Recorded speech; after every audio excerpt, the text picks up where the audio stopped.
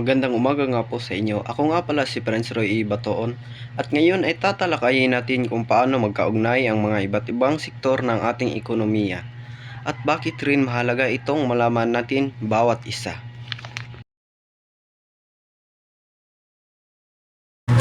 Ang sektor ng agrikultura ang pinagmumulan ng pagkain at hilaw na materyales.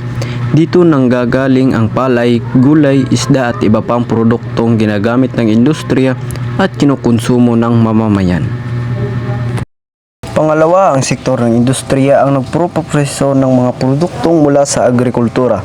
Ginagawa itong bigas, dilata, damit at iba pang tapos na produkto na ibinibenta sa pamilihan.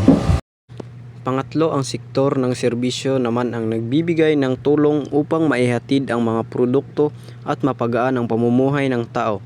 Kabilang dito ang guro, driver, tindira at iba pang nagbibigay serbisyo. Ang tatlong sektor na ito ay magkakaugnay. Pero paano nga ba? Ito ay isang simpleng halimbawa. Ang palay ay itinatanim at inaani ng mga magsasaka sa sektor ng agrikultura. Pagkatapos, ito ay dinadala sa pabrika kung saan ginagawang bigas ng sektor ng industriya.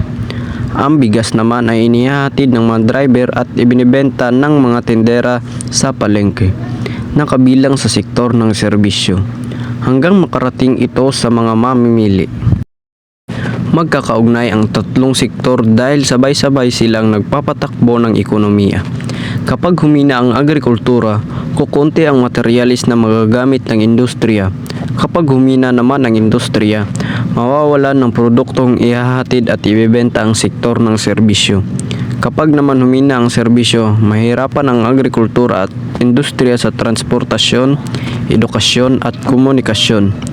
Ipinapakita nito na kapag may problema ang isang sektor, naaapektuhan ang lahat. Kaya mahalaga ang balanse at pagtutulungan ng tatlong sektor.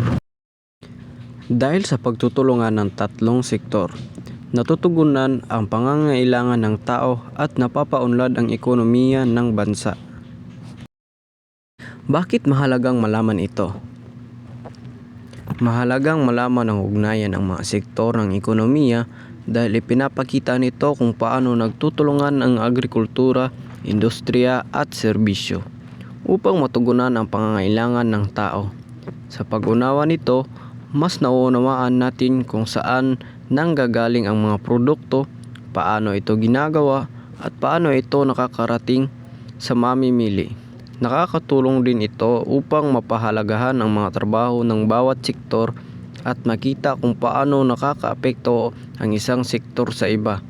Kaya mas nagiging responsable tayo bilang mamamayan at mas napauunlad ang ekonomiya ng bansa. Iyon lamang ang ugnayan ng mga sektor ng ekonomiya.